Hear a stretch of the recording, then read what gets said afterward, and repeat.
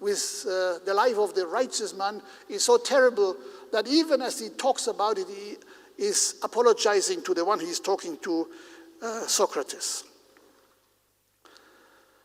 And he says, nothing other than the following: he shall be scorched, tortured, bound, his eyes burnt, and at last, after suffering every evil, shall be crucified. Now, this was not a prophet that is talked about in the Bible. This was Plato.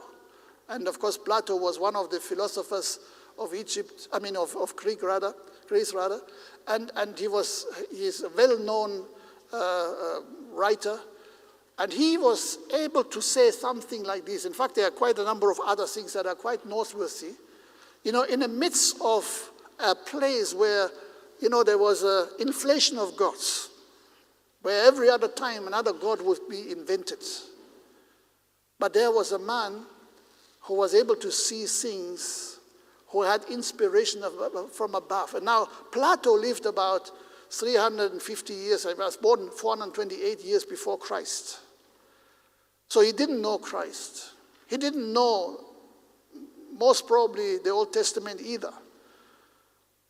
But he was able to hear from God. And you know, that's what tells us that God is speaking to every nation. God has a testimony to every human being.